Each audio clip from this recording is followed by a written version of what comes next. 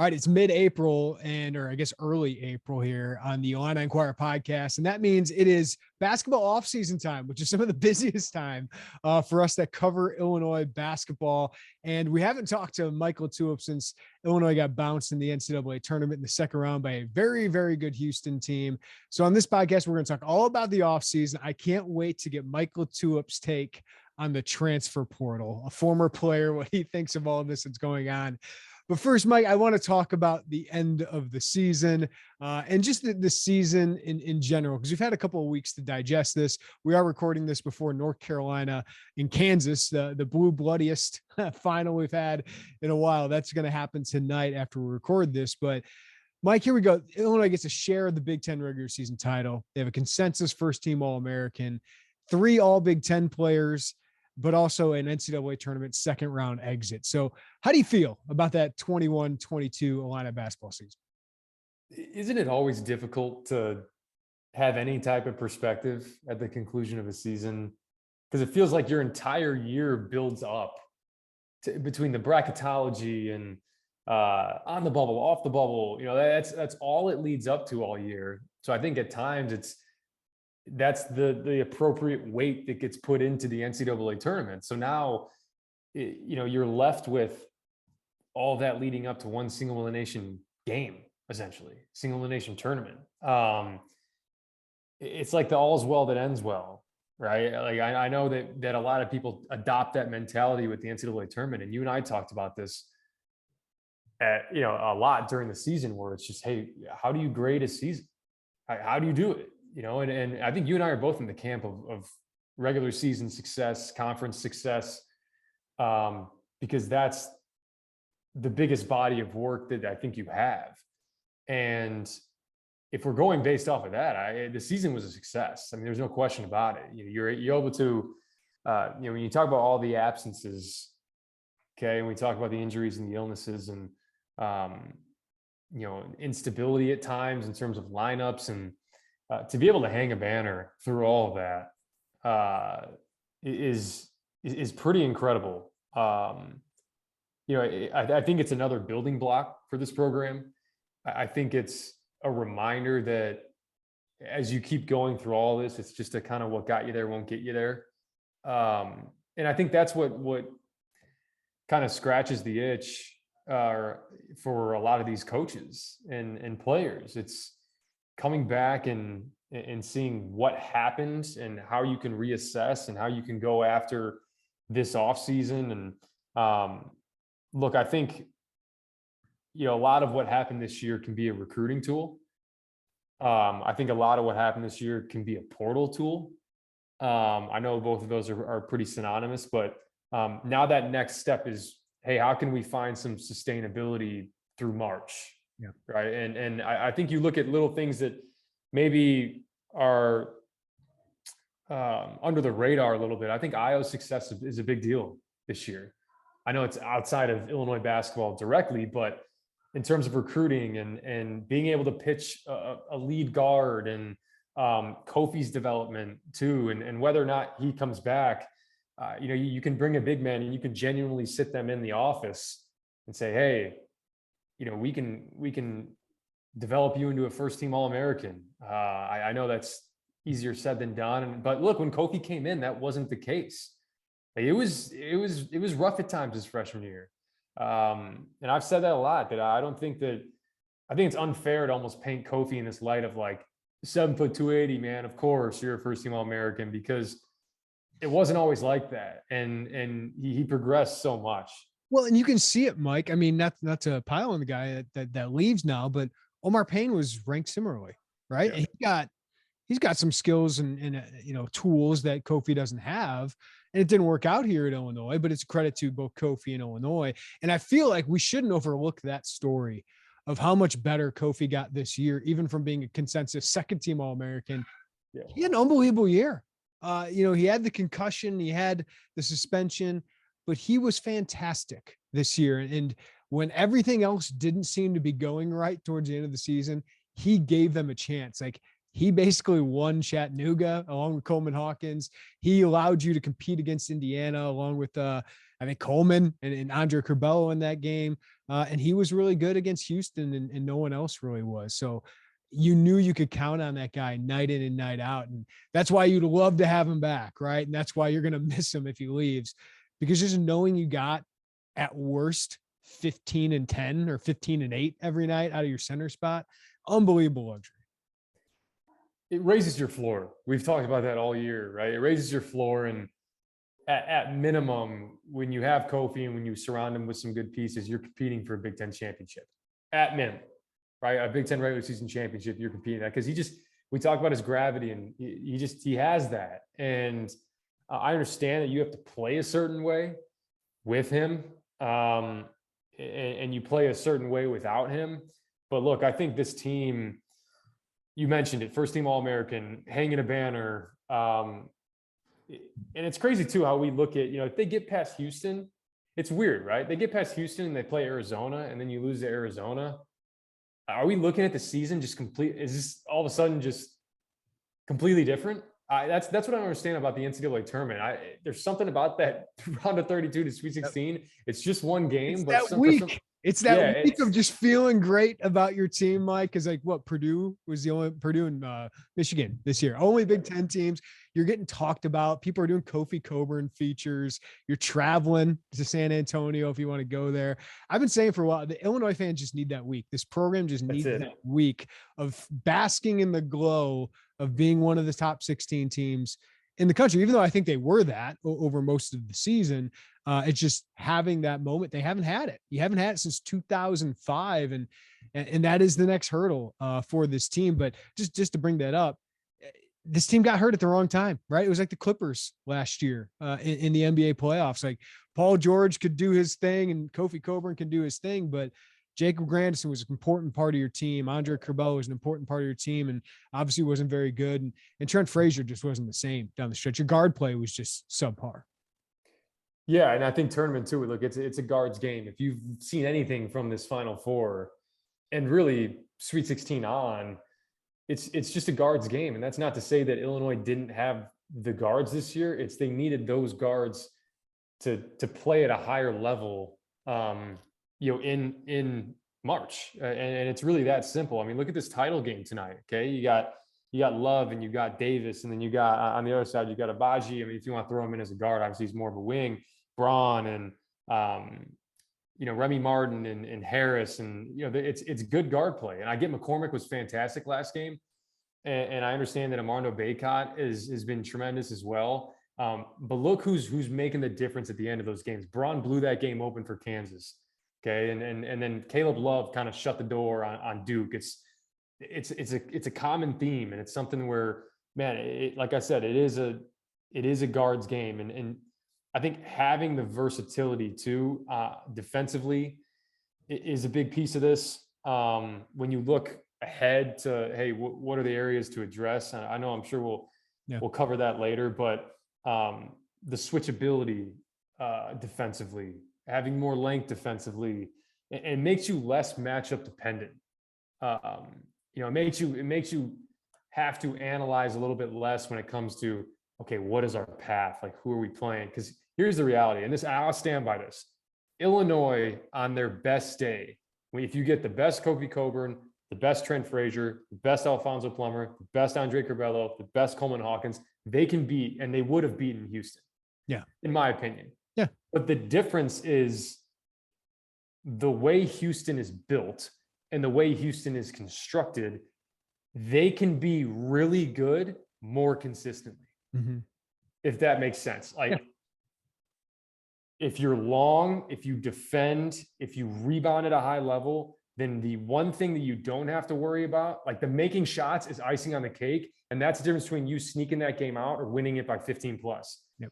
For Illinois, most of the time this year, because they didn't have that length, because, they were dependent on Kofi at times and they were dependent on the 3-point shooting, that's really what it came down to was, okay, if we're going to win in a single elimination tournament, we got to make shots, because the defense was there. Like, they were guarding as much as they were undersized. And, if you're going to play Andre Curbelo, Plummer, and Frazier at the same time, you better be damn good offensively, because they did all they could defensively to try to kind of stem the tide.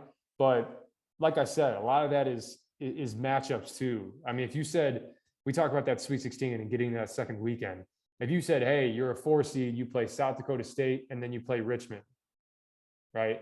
And then you go, like, it's Houston instead of Richmond, right? It's hard, man. That's why it is. It's always just a toss-up in this tournament. I go back to when Villanova won the national championship. I believe it would have been 2016, right? 2016, they win a national championship. 2017, they're a 1 seed again. And their 8-9 game, they play Wisconsin, and it's Nigel Hayes, and it's like, that's a tough game. And Wisconsin squeaks that game out and wins it. And you're going home. So it's just, I don't know. But it's why everyone loves that tournament.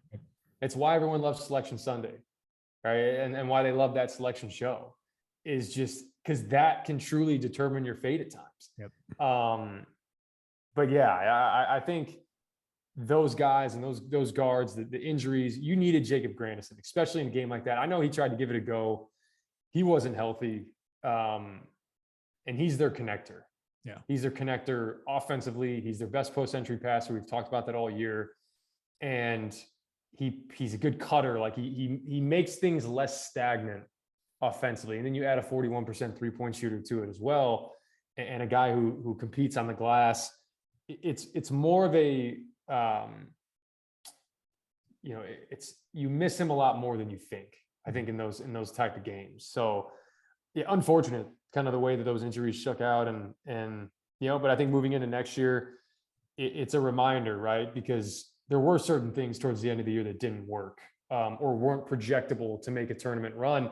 And I think as a coach, sometimes you can be fooled if they somehow made some sort of Elite Eight run based off of draw or had like Kansas's path, or, then you're tricking yourself into thinking that what you just did works moving forward.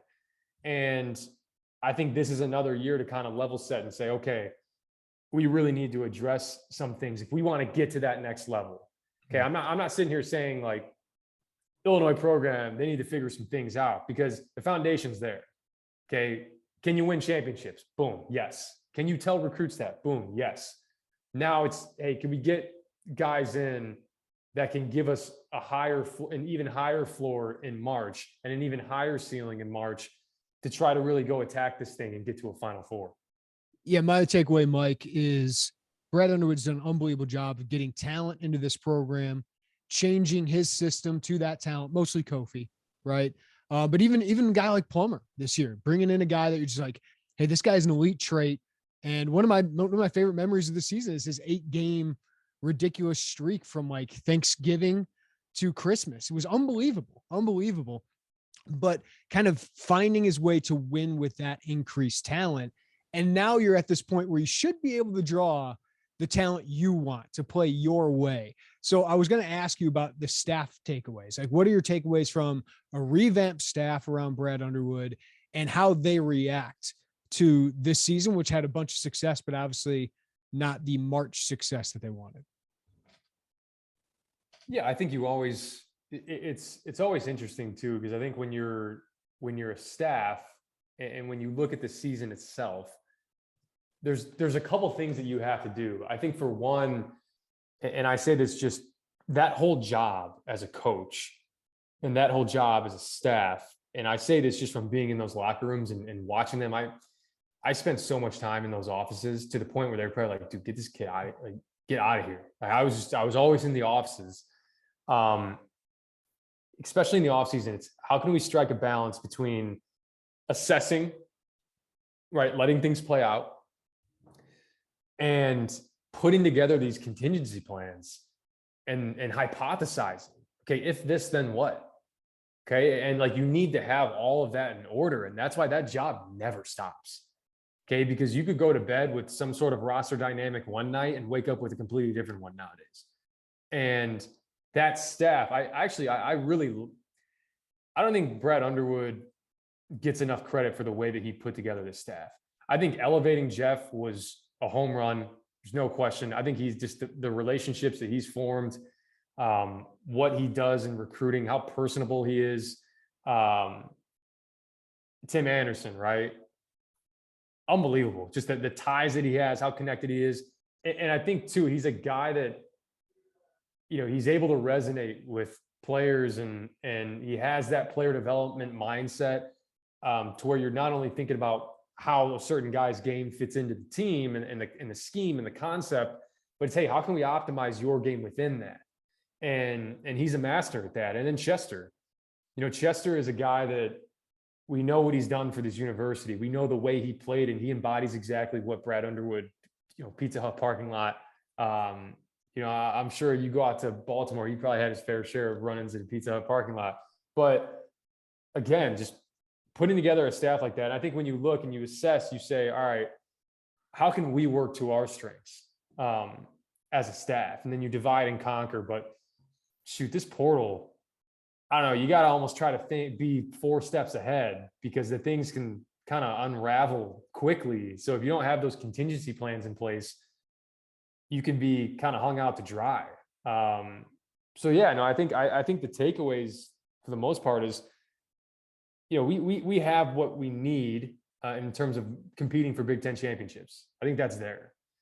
I think that next step is, how can we get guys in here that can take us to that next step in March? And I think that's probably at the top of their board in that coaching locker room. But also it's I'll mention this too.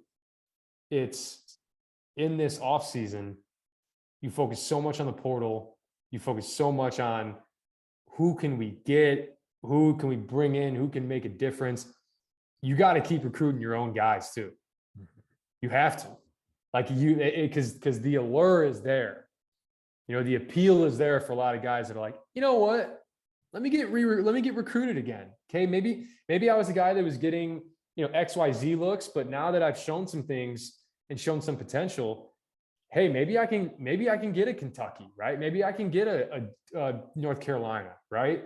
And I think that's part of what is the draw for a lot of these kids going into the portal. So you always need to stay on your P's and Q's as a staff, right? Where it's like, I need to make sure our house is in order, right? Before we add somebody to the house, are we good here? And constantly assessing that as well. All right, boom, boom, boom. You good? All right, great. And that's not like selling them on something that isn't real. Right. It's staying engaged, right? It's just, making sure that they are fully in tune and locked in with what the plan is going to be next year and how they fit into that, and being honest with them about it. I think all that makes a huge difference. So I know I went into like a million different directions with that, but you start talking about the staff, and it makes me think about the off season, and how there's a lot of stressors that go along with the regular season, right? And then all of a sudden it's like the season ends and you're like, okay, March, April, take a breath, right? No, this is when things get crazier, because that stress that you focus on during the regular season, that can somewhat be subsided by taking care of business in late March, April, May. As crazy as that sounds. So it never stops, man. All right, Mike, let's talk about that offseason. That's what everyone's really interested in right now. And I'm just wondering, from my perspective, if you're a fan, like I cover this from the reporter standpoint, this is a crazy time. Like keeping up with this, there's such a demand by fans to know what's going on. What's this rumor? What's this random Twitter guy with no followers saying, like all of that. So it's really stressful from our perspective. It's also good for business, but it's from the player's perspective. I'm wondering from the former player perspective with you just mentioned the coach perspective. What do you think of the portal? This wasn't here when you were in college. You were a grad transfer, so it started to feel that way, but that was a very small percentage. We have 1,100 players already in the portal, and we haven't even finished the season yet, Mike. So what do you think of the portal? Good and bad, right? Just like there is to anything. The good in it is, it gives these kids, it doesn't penalize kids that, if you are in a bad situation, always go back to, hey, 17, 18 years old, making one of the biggest decisions of your life, depending on who's in your corner, depending on, who's running your recruitment, AAU coach, high school coach, mom, dad, friend of a friend. I mean, who knows? It doesn't penalize these kids for potentially making not the best decision the first time around. So I like that, to where you can go and you can transfer immediately and you can be eligible immediately. Now, the bad side of it, in my opinion, is it's an easy out. there isn't much incentive to stick around and fight through adversity when you can simply go just play somewhere else next year where in your mind, the grass may be greener. And I think specifically with a lot of these high major transfers, some of it is just, and coaches, they can, you can recruit, you can evaluate. And I don't think you truly know how a kid will react. Every kid, if they're going to the high major level, for the most part, was probably the guy on their AAU team, or one of the guys, or, the guy on their high school team. So when you get on campus, when there are other players, when there are upperclassmen, and now things are a little bit different, every kid reacts differently to that. And I don't say like every kid throws a fit, but like some kids just have the mindset of like, hey, I came here to develop. And some kids truly, I mean, they can lose confidence like that because they've never been in that position before. And when you lose confidence, you're not as good of a player. So now you're not as good of a player, and you can start saying, okay, well, it's my situation. And if I go somewhere else, then boom, I can, immediately be into a situation that's better for me.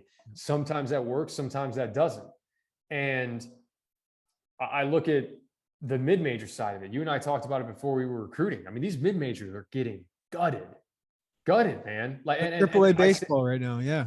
It is. And I'm close with a lot of different mid-major staffs, and it's hard. Like, this is their livelihood, and it's almost like they're prisoners of their own success. Because you look at some schools where you go and you have an NCAA tournament win, or you go to the NCAA tournament. Now you got your guys playing on the biggest stage, and it's like an audition. It really is. So now it's, hey, we got these guys coming back next year. We're going to compete for another title to make it to another NCAA tournament, and boom, boom, they're out. They're in the portal. And now what? Because it's hard. It's much harder for a mid-major to reload than it is for a high major, because there's whether it's NIL, different amenity, like there's a lot more of a draw in that sense. And I always say too, with a lot of kids that go from high major, mid-major to high major, you and I talked to us before, like I have like an Excel sheet full of mid to high major transfers, because it's fascinated me over the years where everybody makes that leap and almost nobody replicates their production. And I get that that's probably not the number one goal, but there's a lot of kids that think they will. Okay. Hey, I score 25 points on Purdue in the non-conference. So if I go play for Ohio State, or if I go play for, pick a school, Minnesota, that means that I'll score 25 against Purdue, which means I'm a Big Ten player. And it's just a faulty way of thinking about it. I'll use an example. I'm not trying to pick on the kid because he played good defense his years here, but Mark Allstork, right? One of the reasons they got him was to score, because he was so good at it, was Wright State, right? Like, and he didn't replicate that here. It just wasn't as easy for him. And you see that everywhere, but I can't blame these kids for the opportunity, right? Like, they can now do this. They can now, test themselves at the highest level. And I asked you offline, I'm like, what would Mike Daum have done? Like in 2016, 2017, where he's one of the best mid-major players in the country. I wonder about that. Like, would we have had a guy that stays at a mid-major for 4 years? Not seeing that very much. And as a transfer at times, Dame Lillard, like Dame Lillard. Yeah. Like I still stand by the fact that if you are really clicking with a mid-major, and if you're not like a surefire, like go to high major and be an impact guy right away, balls in your hands, usage is high. If you're not going to be one of those guys, to me, it's just not the right decision to go do it, because I actually think that a lot of those kids, in their mind, it's, hey, I go play at a higher level, increase my pro prospects. It doesn't work like that. Now, I think a lot of people think that it does, but if you can be really, really good at the mid-major level and develop your game, because that's the other thing. Not only do you need to go to a place where there's good player development, you need to be able to be on the court to make certain mistakes to learn and develop yourself. And if you don't do that, and if you do that at the high major level, and you make those mistakes that lead to less playing time, then now you're actually hurting your stock. And I'm not talking about the NBA. I'm talking about for a lot of these kids just to go play and make a good living professionally in Europe. I'm very passionate about this, because in my personal opinion, like, I saw it firsthand. Like, I was a very I was a very good high school player. I was 23 a game in high school. I was an all-state guy. I was, I was dropping 40, 50, in AAU games against high major players. So in my mind, I thought, if I can do this against them, I can be a high major player. And it wasn't until I got to Illinois that I realized, like, oh, wait, like Kendrick Nunn's a thing. Oh, these other guys, there's all these other guys that are a little bit longer than me, a little bit taller than me, maybe like move their feet a little bit, whatever it may be. When you get to that level, minutes go away like that. Like if I name 3 things about, what somebody could probably do better than you on the floor, you can probably equate 5 minutes to those things I just mentioned. So take 15 minutes away right there. Right. And then take another 5 away for this certain ball screen coverage we want to run that maybe you're a big that isn't great in hedging or drop coverage. And look, it evaporates quickly. So I think with the portal, it's going to keep maybe correcting itself to where guys understand and have a better concept of like what their level truly is. But I'll say this, you don't know until you're in it. Mm-hmm. And for a lot of these high major coaches too, this is the last thing I'll say. If you're a 5th year, if you're a guy that maybe has 2 years left, you're a rental. Like you're a rental. And whether or not they can recruit you, and the idea in recruiting you is, hey, you could work out, you might not work out, but this isn't a 4-year investment. Right. So it's just understanding that. And I think it goes both ways too. Like being able to be a high major player that maybe it didn't work out at the high major level and saying, hey, you know what? Let me go play. Cause I think there's no substitute for playing and playing your game. Cause that was the best thing for me. Like I could have kept grinding my way to like crack the rotation every now and then, like I did at Illinois. I want to play, man. Yeah. By the time I got there for my 5th year, I was like starting every game and playing 30 minutes a game. And I loved it. Like I loved it. And I think you don't know until you do it. But I think there's going to be pros and cons for the portal moving forward. And you knew this is what was going to happen, right? When they went to the immediate eligibility, is what's going to happen. But like the pros and cons, because the pro is you could build your team quickly, like you mentioned. The con is you could lose your team quickly. So there wasn't a portal. You had to ask Illinois to, transfer the old school way here. What was that like for you as a grad transfer? Mike, what was your experience like? Was it nerve-wracking the moment you went into the portal? Did you know you were going to have interest elsewhere? What was that like for you? Hey, you're taking me back. I want some storytelling. So it's funny because the way that it all worked out for me, the original plan was for me to redshirt. I believe it was my junior year. And because I knew I wanted to preserve a year regardless. And then Tracy went down. Mm-hmm. So now I was like, hey, you might be able to play, and we were short on guards. So, and I said, okay, I'll burn another year. And I quickly realized again, it's just,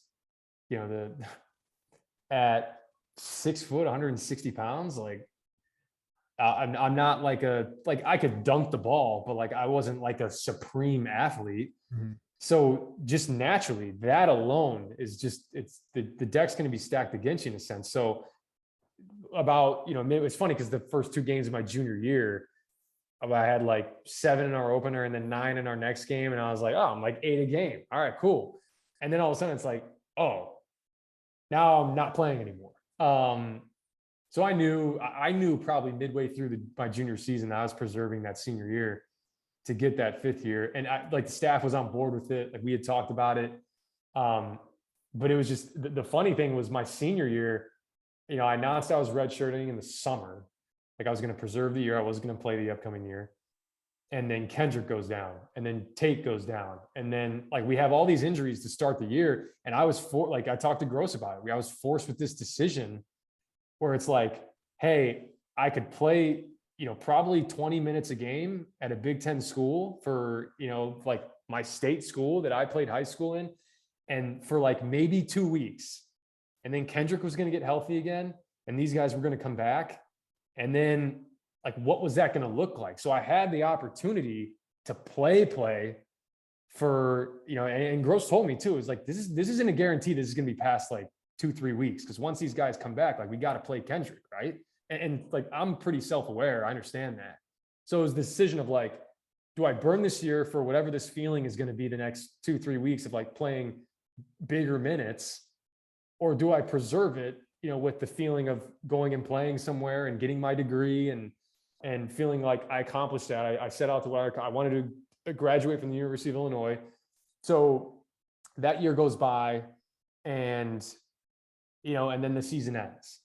And I think when you're a 21-year-old that is so focused on what this next step's going to be, you haven't played much the last 4 years, you're itching, like you're competitive, you've been dying for this. So your recruitment is the biggest deal in your head. Mm-hmm. And you also think it should be the biggest deal to everybody else. Yeah. So, Gross said, hey, put together 10 schools that, you want us to reach out to, and we'll float, we'll make some calls, we'll do this and that. And I put together those schools, and just in my head, it was like, oh, this should be first order of business for, John Gross, who's coming off of like a tough year, and it wasn't. And I understand why it wasn't. What a 21-year-old in me probably didn't understand that. But, I started to panic a little bit, right? Because now we're getting into like, I don't know, it was probably early April. And this was like the eventful offseason too, wasn't it? With like Kendrick. A lot going on. Yeah, and all that stuff. Yeah. A lot going on. Yeah, a lot was going on with the team, and guys were getting, kicked off, and it was just, and then in the middle of all of this, I'm like, make those calls, it seems so crazy. So I was in such a panic. Cause so I started sending my film and like emailing coaches, and I got a lot of interest. I got a lot of calls. I remember watching the NCAA tournament from we went down to Florida, my family, we went down there for spring break, and phone started ringing. Right. And a lot of it was coaches that recruited me in high school resurfacing. But then some new coaches, when I was transferring, I was talking to Central Florida. I was talking to like Hofstra, there's a lot of different schools.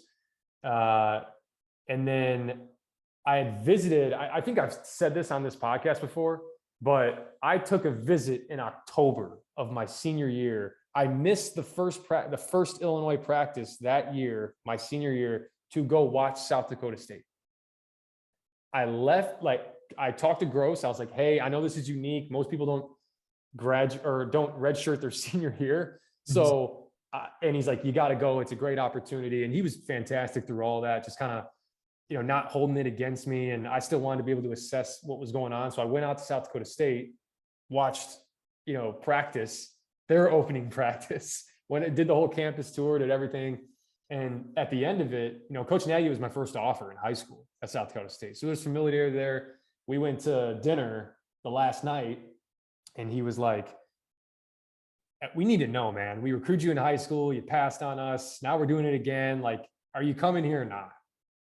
And I was like, am I really about to commit to a school in October of my senior year while I'm still at another school? Like, that sounds crazy. Yeah. So I told him, I'm like, I can't make a decision until the spring. Yeah. Right. So they're like, okay.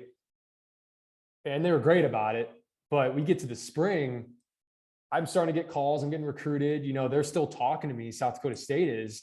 And then I'm in San Francisco. I just went out to go catch a couple Warriors games. And I get the news that Scott Nagy's leaving South Dakota State. And I'm like, all right. So that was probably the school I was most familiar with. And now they're gone. So like, where's he going to go? All right, he's going to Wright State. Okay. They won 22 games last year. What's their roster look like? Is it going to be, I texted Nagy. I was like, hey, congrats on the new gig. And he was like, thanks, Mike. And that was really it. And I was like, all right, so that might be it. And then ended up getting a call from Coach Cooley, who I'm really close with. He's at Colorado State now.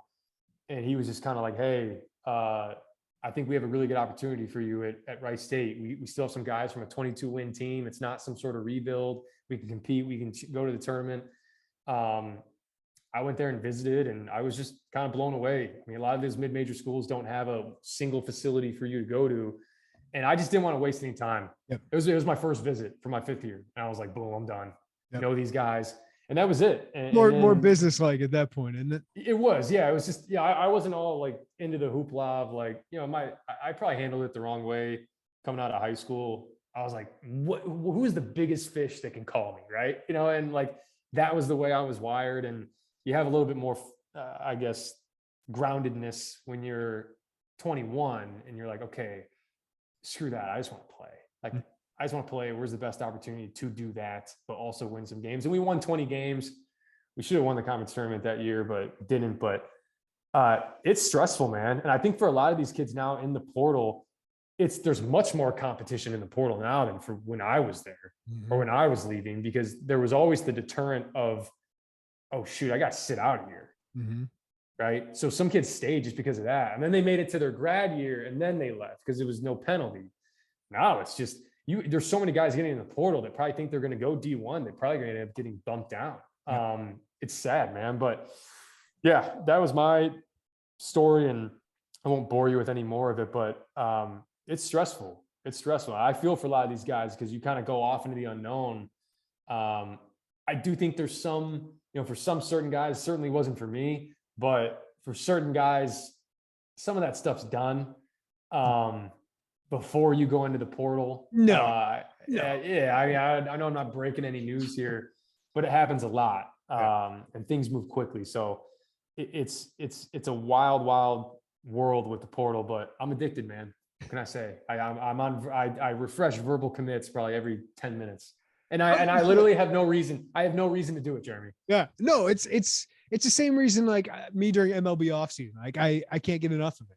And even though half the rumors don't come true or whatever it is, you're just addicted to it. You refresh. You're like, oh, what could happen? Because everybody's got hope. It's an off season where everybody's got hope, and you're not reliant, Mike, on just one or two high school kids that are left. You're not taking some flyer on some kid from Europe, right? Like now you can go get somebody who can start for you and be a huge part of your team the next season.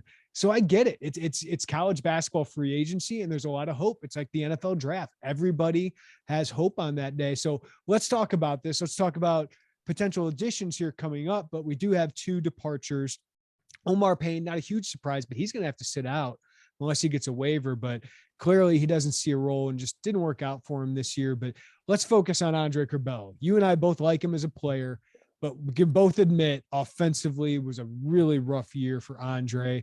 Mike, I look at this and I don't want to put words in your mouth, but probably best for both parties, because I think Andre obviously needs a reset. I don't know if you can get that. And I'm not blaming the fan base for this, but like he's going to be under a microscope the next time he played a game for Illinois. And the next turnover, you're going to hear the groans and all that. Somewhere they can build around him, right? So you have to kind of be all in on Andre Curbelo. And I don't know if Illinois could do that with Jaden Epps and, potentially some other options coming in. But what do you think about Andre Curbelo entering the transfer portal and the options he has? I still think he can be a really good player. Yeah, I think you and I probably thought this was, like you said, best for both parties. And I'm an Andre Curbelo fan, just as you are. And I think he's a tremendous basketball player. I think we've seen some incredible basketball from him, especially that freshman year. I go back and watch some of those freshman year highlights. Like, whoa. Yeah, it's unbelievable. And you could see the projectability into All-American type stuff. And I don't think that those expectations on him preseason were crazy, because I think he was doing it in practice. And, and I think the way that he played towards the end of his freshman year warranted a lot of that stuff. And he grew leaps and bounds defensively. He turned into an elite defender by the time he was done at Illinois, which I think makes him even more marketable in that transfer portal, but a fresh start makes sense. He had probably about as tumultuous of a year as I can remember. And when I say that, I mean the off season, right? Where the expectations, okay, you're a preseason All-American according to a lot of people, and Io's gone, and how are you going to shoulder that load? And it didn't look good to start the year. Okay. Like he put a lot on himself, and he's a competitor, and then the concussion happens, right? And he's out for 2 months. The team wins. The team makes a lot of shots when he's out, and 13-1 when he's off the floor and comes back. Gets like 2 games under his belt before COVID, and just never really looked like himself, to the point where I mean he couldn't make a layup at the end of the season. And it's tough because I mentioned earlier in the podcast, it's a guards game in the NCAA tournament. And for better or for worse, you're going to live and die with your guards. And if your guards aren't playing well, it's hard to win. And that goes for Curbelo, that goes for Trent, that goes for Plummer in some of those stretches too. So look, I'm really interested to see where he ends up. And I actually think I'm really excited to follow his career, because I think if he can recapture some of that stuff he had his freshman year, and really take and embrace this reset and settle into kind of who he is as a player, and hopefully learn a little bit from, I can't say this definitively, but I'm just picturing when I was in the locker room as a 19, 20-year-old kid, you read a lot of stuff about you. And I say that as that was me. Okay. Like when I was done with a game that I played really well in, I'm checking my mentions on Twitter, because all the good stuff makes me feel good. Okay. Like, I'm 19 years old.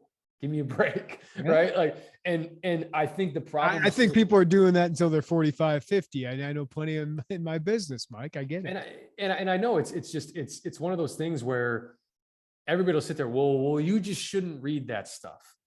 It's like, well, okay, well, if somebody gave you like a really good performance review at work at your company, you're not going to be like, I'm not even going to look at it.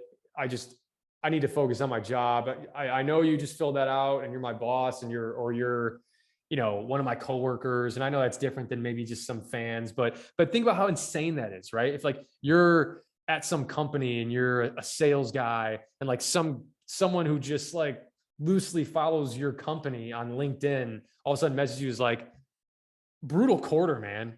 Like, you suck. You just be like, wait, what? It's like, it would just, and all of a sudden we're supposed to think it's supposed to be different for I know in the NBA, it's always like, well, you make millions of dollars, so shut up. But with these kids, man, like, I don't think anyone really understands how much they read into that stuff. Because if you do read the good, social media doesn't have filters, right? I can't dip into this bucket only. Okay. So if you pull back the curtain on the good, you pull back the curtain on the bad.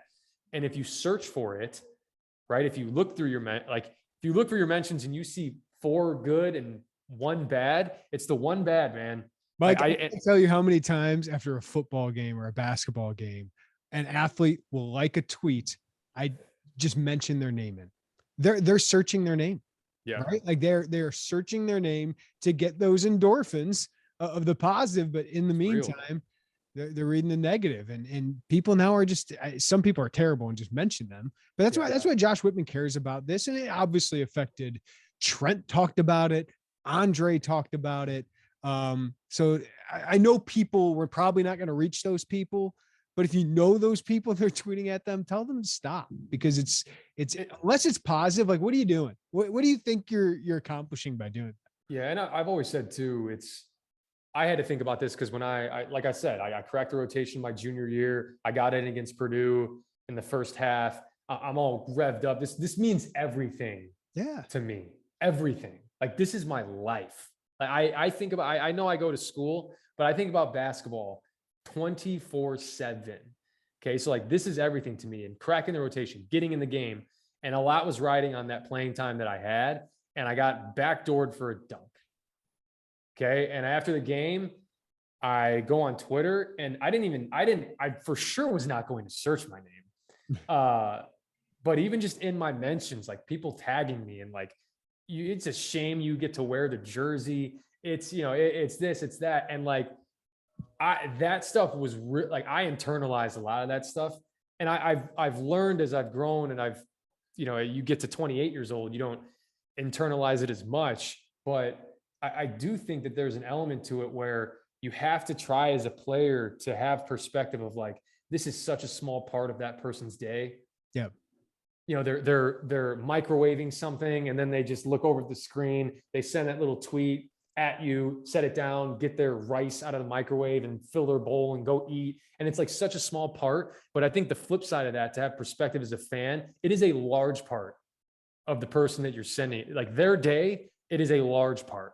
Yeah. And unless you do like delete social media, like there are some people, and kudos to them, if they can go on social media and like read stuff about them that, and just like not think anything of it at 19, 20 years old, you are light years ahead of not only just other college kids, but other people.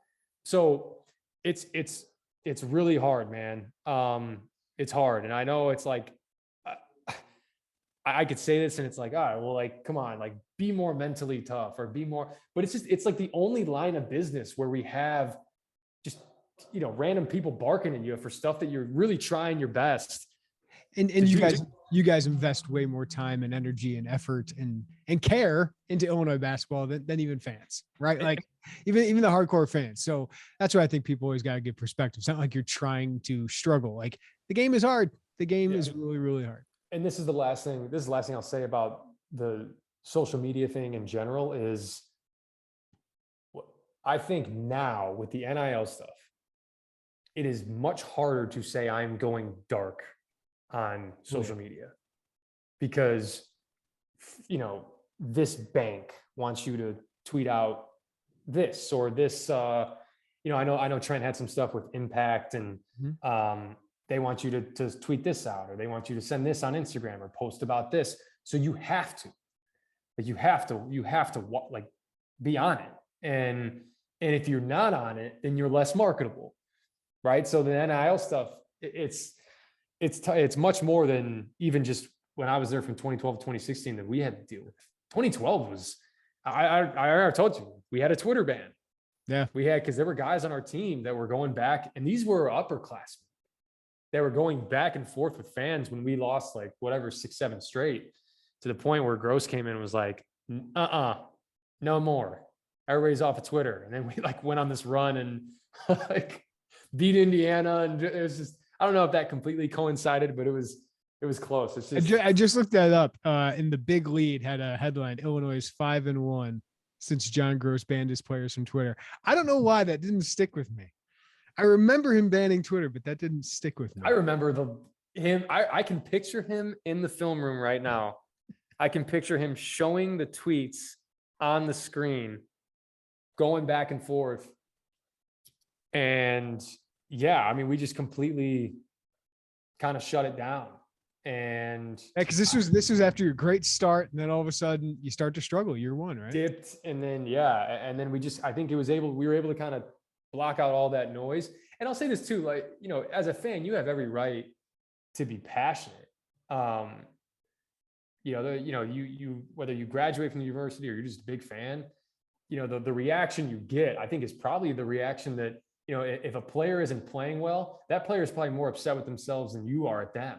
Yeah. They probably don't vocalize it to themselves the way you do to them, but they feel it and they want to do better. So Anyway. All right, Mike. So obviously you're hoping any other attrition happens at the bottom of the roster, right? Like we can envision maybe post players that leave if Kofi comes back, there's not a big role, or if Illinois wants to add another player. But I mean, the keys right now are right. Coleman Hawkins and RJ Melendez returning. Like those guys seem to have star roles in front of them. In my opinion, it wouldn't make sense for either of them to leave. And I think 2 weeks after the season ends, they're still here as of 4/22 on Monday, April 4th. That seems to be a positive sign because, man, those guys are going to be stars for your team next year. Yeah. And there's always different waves, right? If you get 2 weeks into the season concluding and they haven't put their name in the portal, and this doesn't just go for those guys, it goes for any team anywhere. There's different waves, right? It's everybody putting it into the portal. And then there's the recruitment, and then there's now guys coming onto those teams that will force more guys to go into the portal. So, which by the way, May 1st is the deadline to get the one-time transfer exception. So if you want to be eligible right away, you got to put your name in by May 1st. Right, exactly. And I think it's a cat and mouse game, because I think a lot of guys, if you are in the portal, you want to understand what that roster looks like. but that roster could look different from the time you commit to when you show up on campus. So those two guys in particular, priorities for sure. And I mentioned it before, like you can't stop recruiting your own guys. And part of that too is it's on the team as well. If you're a guy that knows you're staying and wants those guys to be a part of the team, you do your part too. And these guys have big roles ahead of them. I look at, I thought Coleman was able, although he, took a dip during the season, the way he kind of, revitalized that, his game and his season there towards the end was huge. And I think it should give him a lot of confidence coming into next year. Blocked a game-winning block against Chattanooga, right? And then Melendez, you watch him in that Houston game, and it's like, oh, man, all the star stuff that we were talking about and Brad Underwood's been talking about, you can just see it. He's just not afraid. I really don't think there's any moment that is too big for him. And now giving him a bigger role to kind of expand his game a little bit more. And I'll say it too, like he's not going to be a 60% 3-point shooter. So all the fans are expecting him to, that typically doesn't project. If he does, he'd be the all-time 3-point percentage leader if he qualified for attempts. But you got to get those guys back. You have to, because I think they're going to be big parts of not only just their role, but these are two guys that are have won a Big Ten regular season title. And I think the more that you can keep guys on your team that have done that, that have seen what it takes, the better. Because then guys that come in can learn from those guys. When you get a Jaden Epps on campus, Sincere Harris and Ty Rodgers, they're surrounded by guys who have done it before. If you completely overhaul your roster and get 10 new guys in, now you got 10 new guys trying to assimilate themselves into the. I had this my sophomore year. My sophomore year, we had 9 new guys. Like my freshman year, it was me. The carryover was me, Ravante, Nana, Joe Bertrand, Tracy.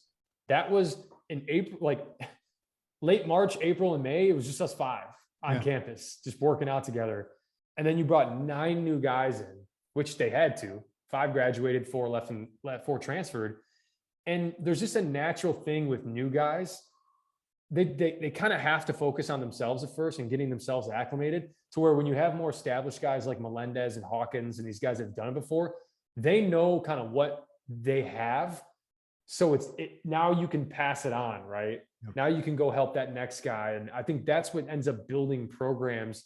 And that's why it's really hard year after year to be like the full turnover team that tries to win. If you're going to be the full turnover team, it better be supreme talent that you're turning over into to try to sustain I guess the notion that the guys are going to be looking out for themselves. And it's not a selfish thing. It's a human nature thing. Right? Texas, like everyone had them top 5. They end up a 6 seed because they're really talented, but that's kind of a perfect example. I want to ask you, Mike, like, what does the leap look like for those guys? Coleman's always a guy that I felt like his progression could look a lot like DJ Wilson. He's actually ahead of where DJ was. I don't know if the leap's going to be as big as DJ's was his junior year. And then RJ Melendez, you see some of these guys that were sophomores, played kind of small roles in the Big Ten, turn into stars. How big of a leap, or what does the leap look like for both those guys? Yeah, I think you want to be able to kind of temper expectations. We always look at, like, we'll go and look at a guy's stats from his freshman to sophomore year and see, like, let's say he averaged 3 points a game his freshman year and 9 points a game his sophomore year. Now we factor, hey, add another 6. Mm-hmm. Now he's 15 a game. It just doesn't work like that. So I'll start with Coleman Hawkins. I think Coleman Hawkins is a good piece no matter how that team is constructed because of what he offers, right? Energy, effort. If he can shoot it consistently, absolute bonus. Now, do I think that Coleman Hawkins can be like your first or second option? Probably not. I think it's almost better for his game to be more of like a third, fourth guy that is just energy and you're maybe focused more on Kofi, which opens up Coleman more. Can he handle it a little bit? Yes. But RJ Melendez, I think, is a guy that if Kofi returns this year, I truly believe RJ can be your second guy. And it's because he can handle it, right? He can come off of ball screens. He can score from all 3 levels. He is that guy. I see a lot of and please bear with me when I say this, but like, I see a lot of Johnny Davis in the sense of like, came off the bench. I know Johnny played a lot more his freshman year, but great athlete, has a solid mid-range. I think RJ is probably even a better 3-point shooter than Johnny is. But Johnny is wired a certain way to where he was able to take that leap and be sure of himself. I think RJ's wired similarly. Now, does that mean that RJ is going to be like a National Player of the Year candidate next year? No, but I think he can take a leap to turn into an impact player is what I'm saying. And whether that looks like 12, 13 a game, rebounding at a high rate for his position. Like, I don't think it's crazy for RJ Melendez next year to be like, a 13 and 14 and 6 guy. Like, I think he can absolutely do that. Now it's going to come down to how this roster is constructed, because, you look at a lot of teams this year, balance is good. You don't need to have, I know Kofi's probably going to be, if Kofi comes back next year, he's probably going to be 20 a game. But there are a lot of really good teams in college basketball that are 15, 13, 12, 11, 9, 9, like there's a lot of good teams like that. So I think RJ Melendez projects more into like an impact guy than Coleman Hawkins, but that's not to say that Coleman can't make an impact, because he can. We've seen that. I just think it's Coleman's is going to be much more predicated on what those pieces are around him. And RJ is going to be a guy that it may not matter what pieces are around him. He can kind of be that guy. Speaking of that, Kofi Cockburn is such a focus, because if he returns, Mike, they're going to be a Big Ten title contender again. Like, that guy walks in, you're winning 12 plus Big Ten games. It's just the way it is. That's how good he is. So obviously he shapes a lot of this offseason. I don't even know if I've talked enough about the potential of Jacob Grandison coming back and how important that could be for this team. But those two decisions are coming in the coming weeks. What does that mean for Illinois' next season? I mean, I'll start with Grandison first. I think we talked about his absence in the Houston game and how huge that was. Very unsung in what he's able to do. And a lot of it's not in the stat sheet. But he's a 40% 3-point shooter over the past couple of years. You add a guy like that, we've seen some game off the bounce like he has. Probably, like I said, best post-entry passer. That's a pretty darn good piece to get back. I know we focus a lot on who do we get in the portal, who do we get out of high school, but this day and age more than ever, retaining is huge. It's huge. If you 24-year-old good shooter, pretty good. Yeah, it makes a huge difference. So getting a guy like him back would be massive. Now, Kofi, his decision's a big decision because your team changes drastically depending on what decision he makes. And if he stays, that's a cornerstone offensively that you're feeding in the post. That's drop coverage defensively and ball screens.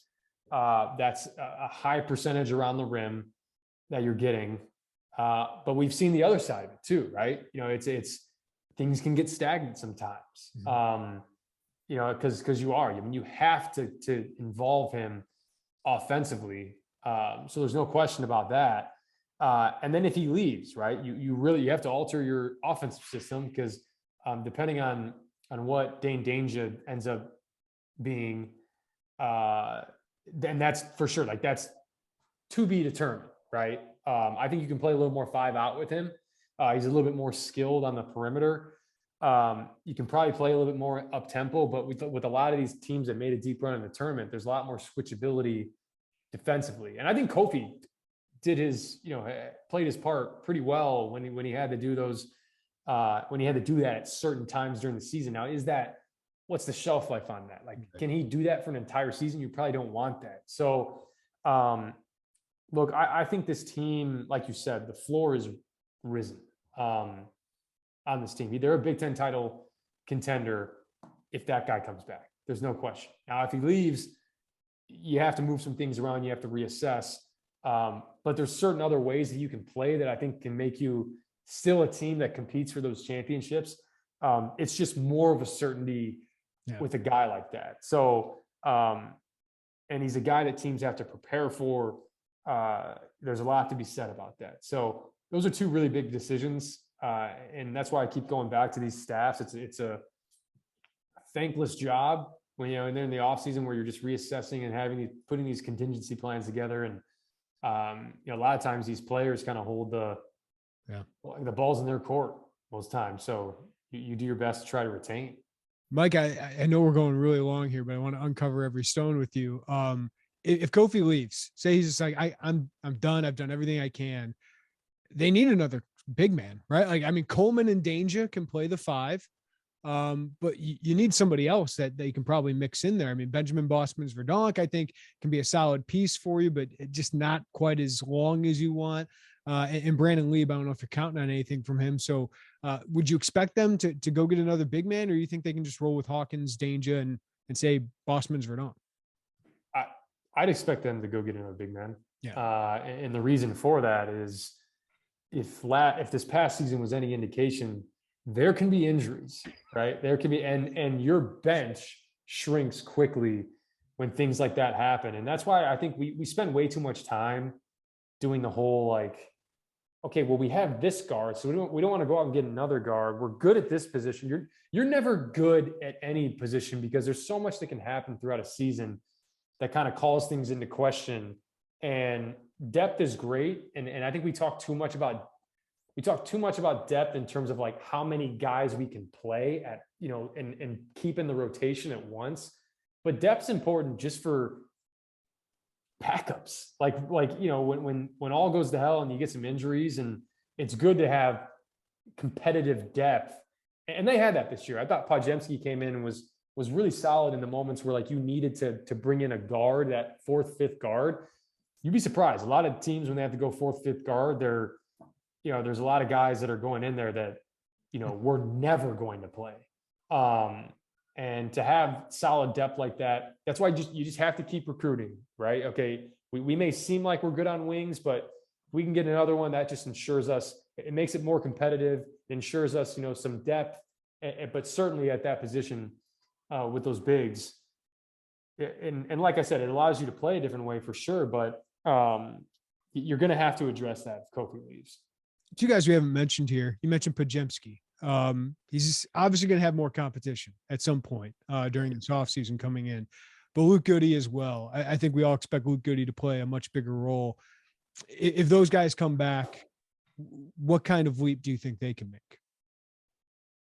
It's hard to project, right? Because I think this roster it's so in flux right now. I don't know who's going to be there in June, right? And that goes for a lot of schools in the country right now. I guess the better question then for me would be, what impact, or like, what can they give Illinois? Like, what can they give Illinois in that kind of competition, say with whoever guard comes in, whatever wing comes in? Yeah, I think I'll start with Luke Goody. I think Luke Goody's, there's no question what he brings from a leadership standpoint. We saw him too. I mean, I already talked about RJ Melendez in that Houston game, but man, Luke Goody kept you in it too. And like I said, similar to Coleman Hawkins in a sense, like, do you ever think that Luke Goody is going to be like your first or second option? No. And that's not a slight on the kid, because there are some guys that can be the reason why you win championships as a 4th option. Right. Like, and if you don't have that guy, that's what's beautiful about basketball. If you don't have that guy, you don't win said championship. Because there's a lot of guys. Yeah. Like, exactly. Like, there's a lot of teams that have the first and second guy, but what separates you is, what value does your 3rd, 4th, 5th, 6th guy bring? And I think that's where Luke Goody falls in, wherever he is, 3 through 6, 3 through 7, 4 through 7. He brings so much value at those spots that I think, moving forward, no matter who you bring in, you can always insert a Luke Goody because you know what you're getting, right? You're getting, a pretty proven outside shooter. You're getting a guy that can compete defensively, has length, has size. Podziemski's a little bit more of a curious case because heavily recruited out of high school, prolific scorer in high school, 35 a game. We saw glimpses of that this year. Can he be, your go-to ball handler? Potentially. I thought he competed defensively as well. He's a guy that wants to get on the floor. So like I said, similar to Goody, whether Podziemski's like a 4th, 5th, 6th, 7th guy, I think he offers a lot of value in those spots, no matter what it is. Even if he's an 8th, 9th guy again next year, if you have injuries, like to be able to insert a guy like Podziemski as opposed to like going way into guys you never thought would play, that's value right there.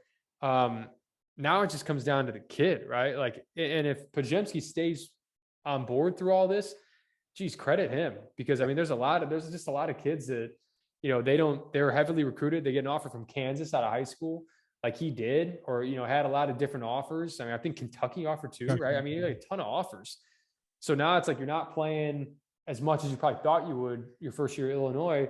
So do you stick it out? And if you do, kudos to you, because there's so much uncertainty no matter where you go at that level. So remains to be seen with him, I think. But man, you certainly don't know. You could try to pencil in a Jaden Epps, pencil in a Sincere Harris, or these guys. You never know until they get to campus. I mean, you really don't.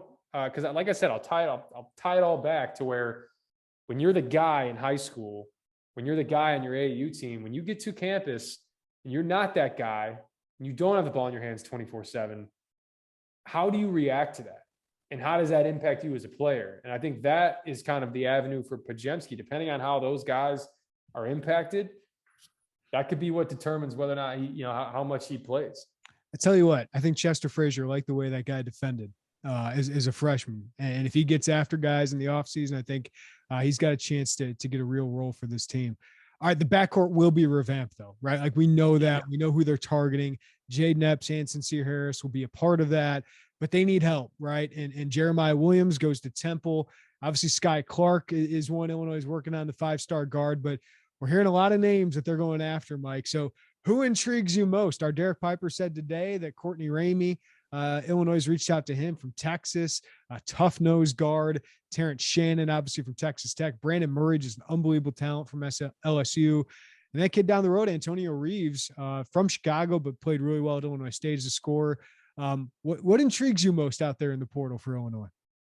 Yeah, I mean, I think there's a lot that you have to factor in. Fit, culture. I think a lot of times we can kind of see the player for who they are. Mm-hmm. And then you don't is the person going to work? Right. I think I don't know any of these guys personally. I know a few people that are close to Sky. And I've heard amazing things about him, just in terms of just person, just how down to earth he is. And, but I'll kind of go down the list here. I mean, you talk about Courtney Ramey, experience, right? He's an older guy. He's good size. I know he's 6'3". He competes defensively. He kind of got lost in the shuffle a little bit this year with all those transfers at Texas. And I'm sure that was part of it for him. And Shaka was his coach, and now Beard's his coach. So, whenever you see a coaching staff change like that, you got to expect some attrition for the guys that were there.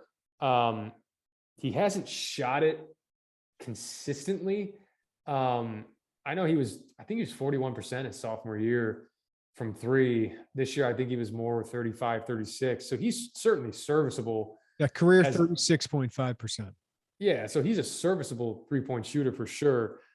Gives you another ball handler as well. I think he'd be a solid piece. Now, are you looking for Courtney Ramey to come in and be your guy? I don't know about that. I know he was 12 a game his junior year. I know that dropped off to maybe 9 this past year, which is actually, given all the cooks they had in the kitchen, I mean, he was still able to produce. I know it wasn't terribly efficiently. I think he was 39% or wherever he was. I would love, and when I say love, I mean, I would love to see Brandon Murray, Illinois, because I think he's extremely attractive because he's a guy that gives you a ton of versatility on that wing, which is, I think, what you were missing in the tournament. He put up solid numbers in the SEC for a tournament team in LSU. And by the way, playing 6'5", 215, average 10 a game as a freshman. Yeah, all SEC or all freshman SEC team. And look, I don't care who you are. If you're playing 31 minutes a game as a freshman and at a high major that's winning games, you're doing the right thing. That means you're guarding. That means you're doing all those little things. And that's somebody that I think would make a massive impact for this Illinois team, because look, this isn't a grad transfer. Right, this is a guy that you can build with. This isn't a guy that you say, hey, he's a projected lottery pick next year. I think he certainly has NBA potential. And could he stay all 3 years, I guess, if he came to Illinois? Maybe. Could he leave earlier? Maybe. But look, that's a guy that you can certainly add, and he can make an impact immediately. There's no question about it. And then Sky's electric, man. He's just different. He plays with fantastic pace. You can't speed him up. He's got a great jumper. He's a guy that can shoot it. And I think the most important piece with a guy like Sky Clark is he can play on and off the ball. Mm-hmm. Like, Sky isn't a guy that is just only dominant when he has the ball in his hands. And look at any team this year that did anything in the NCAA tournament. It is not just point guards, shooting guards, small forward, power forward, center. It's all these different interchangeable pieces at the guard spot. Okay. It's Caleb Love can handle it, but so can RJ Davis. It's, and that kind of 1-2 punch, 1-2-3 punch, if you want to call it, if you can get guys in your backcourt that can all handle it and can be off the ball and come off of ball screens. That's the other thing too. That's where the hang up always is. And when I say on the ball, off the ball, you can look at a guy who can break a guy down off the dribble and maybe bring the ball up the court. That's totally different than a guy that is good in ball screens. This is a ball screen game, and that's what separates a guy. And either is going to let him be a guy that's on the ball or off the ball is how good he is in ball screens. So looking at a Brandon Murray, Ramey, obviously good in ball screens. Sky Clark, fantastic in ball screens. But like all these guys, I know Murray didn't shoot it unbelievably well from three. I know he's 33%, but as a freshman, it's always kind of hard to read into those types of numbers. And look, I think you get any of those three guys, and Terrence Shannon as well. I mean, I know he was 38% from three, playing for the best defense in the country. Obviously, would be another really good piece there. And I know there's there's ties there, there's connections there. But you always got to make sure, no matter what it is, that everybody fits in. All those guys that I mentioned, they're all great players. And I think that next step is just, how do they fit in? Okay. Are we bringing in somebody that's going to be a distraction? And that goes for anybody that is, looking into the transfer portal, right? How are they going to fit in? What are their expectations? And I think if you can be on the same page with those guys and you can look those guys dead in the eye and say, hey, do you want to come here and win some championships? And they can look you back in the face and say, yeah, that's what I want to do. And because Illinois has proven along the way that we can compete for championships and we can also help develop you. Mm-hmm. And to me, that's the best of both worlds. And that's why going to a school like Illinois, the next step is obviously getting some more of that face time in March, where you're going to a Sweet 16, going to Elite Eight. Everybody's sitting at home watching it, learning more about your program, learning more about those said guys that you developed. That just becomes more of a marketing tool and a portal tool, as I mentioned. So a lot of good options out there. And I think by the end of this week, there's going to be even more. So you keep reassessing and trying to understand who's the best fit and who can come and truly make an impact. Yeah, I would think, Mike, you mentioned this is my last question for you. Yeah. Getting longer and more switchable, right? Like more versatile. That's got to be the key here, right? Because Alfonso Plummer was great. Trent Frazier was great. They were small. You were a small, Andre Kerbo was longer, but really small. Now you're adding Ty Rodgers, RJ Melendez, Coleman Hawkins into bigger roles, right? And some of these guys they're recruiting are either longer, bigger guards. Sincere Harris is certainly that. Jaden Epps has got some size to him, but just a bucket getter. But most of those guys we mentioned are longer, guys who can play multiple positions on the wing. So that seems to be the priority, right? That's number one. It has to be. I think that it definitely showed itself big time in the NCAA tournament. Not only just when you're watching Illinois, but any other, all these other teams. And that's just certain things you have to address. And this is just a fair warning for fans, right? just because XYZ player enters the portal, that doesn't mean they're the best fit at Illinois.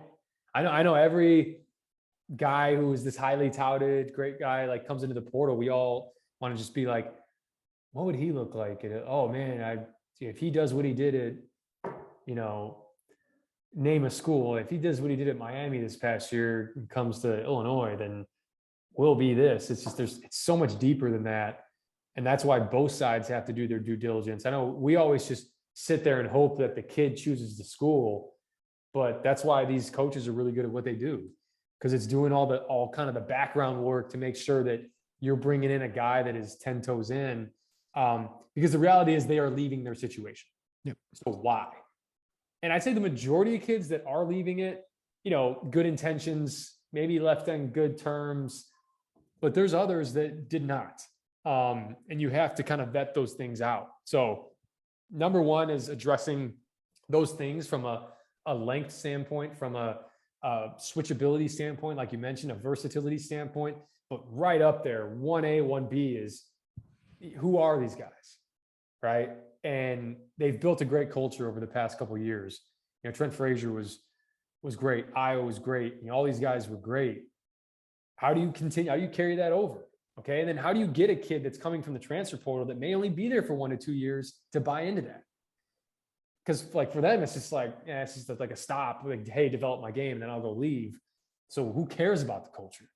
Mm-hmm. Trent Frazier helped build that culture because, like, damn it, he was going to be there, right? Like he wanted to be surrounded by it. So that's the other part too, and that's why I am obsessed with the transfer portal. And it's not just Illinois. Like it's just like this guy enters the portal, and I'm like, geez, he'd be really good at this school. And like, yeah, I think his game, how's he fit in? It's just you and me are doing that with Andre Corbell right now. Like, this school, like, what could he do at Gonzaga or St. John's, where they just let him go and be free? Like, it's fascinating. It's really, really fascinating to see how this will work out. And the next month will go a long way, probably, towards seeing what this roster actually is. And at least now you have that deadline for Kofi, April 24th.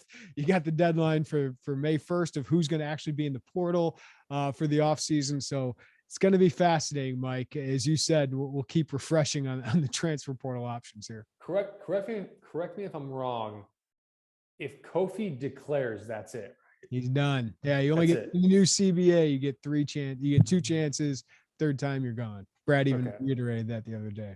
So at least now, I know, because I'm even thinking about a guy like KJ Williams who leaves Murray State, right? Puts his name into the transfer portal, or actually declares for the draft. Like, he hasn't done that before. Now, if it's like, all right, well, is he actually going to go? Is he going to stay? We went through that with Kofi last year. Yeah. So at least now you have some finality to it, no matter which way. I'll ask Kofi is just don't enter the transfer portal. Don't do God. I mean, he's got enough leverage for the NIL around here. He's in good shape. He's in good shape. Mike LaTulip, you're the goods, man. Appreciate you as always. All right, man. Appreciate it.